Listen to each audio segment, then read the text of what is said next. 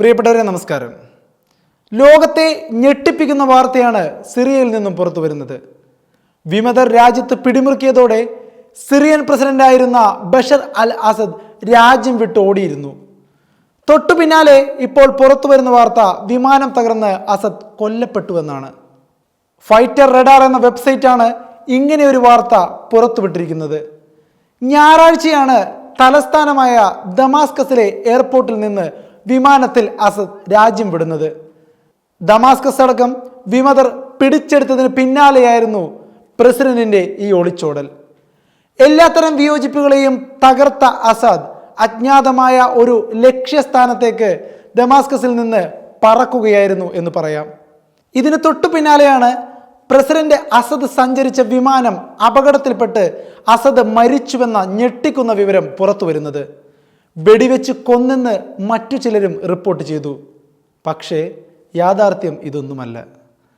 വിമതർക്ക് മുന്നിൽ പിടിച്ചു നിൽക്കാനാകാതെ Syrian president Bashar അൽ Asad രാജ്യം വിട്ട് എത്തിയിരിക്കുന്നത് സാക്ഷാൽ റഷ്യയിലാണ്. പുടിൻ്റെ റഷ്യ.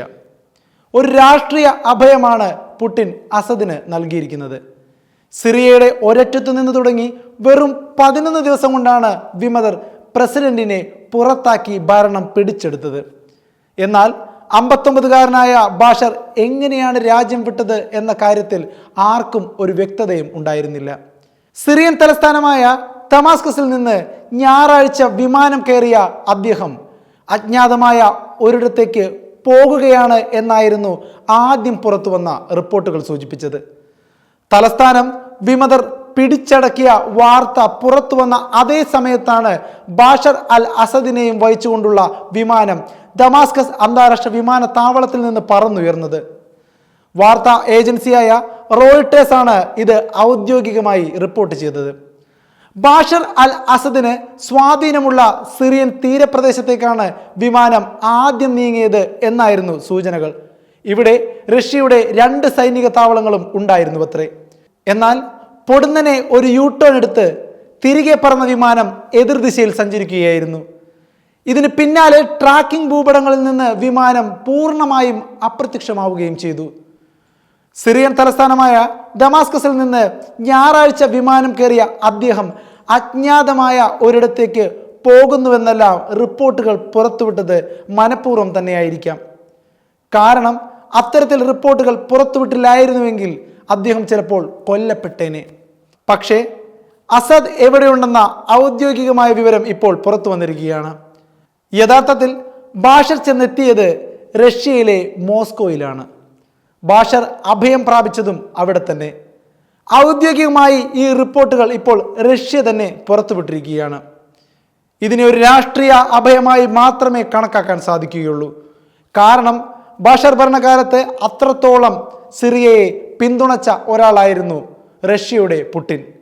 ഒരുപാട് പോർ വിമാനങ്ങളടക്കം നൽകി യുദ്ധത്തിൽ പുടിൻ ബഷറിനെ ഒരുപാട് സഹായിച്ചിട്ടുണ്ട്.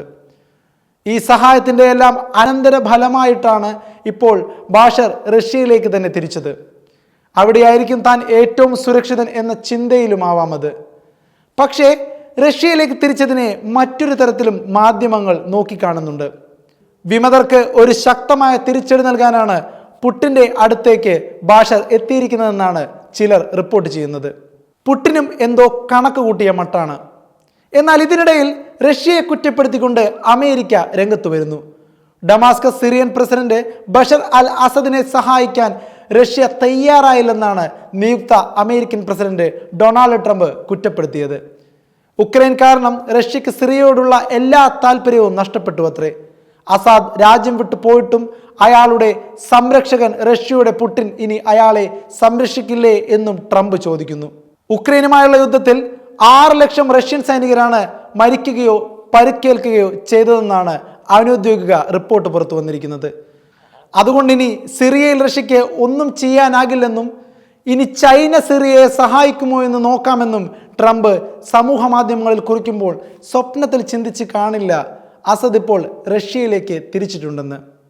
അതെ, അസദ് റഷ്യയിൽ സുരക്ഷിതനാണ്.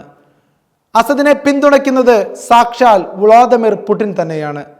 എന്നാൽ ഈ ഒരു സംരക്ഷണം ഇനിയൊരു വലിയ മഹായുദ്ധത്തിലേക്ക് മാറുമോ എന്ന് വരും നാളുകളിൽ കണ്ടറിയാം.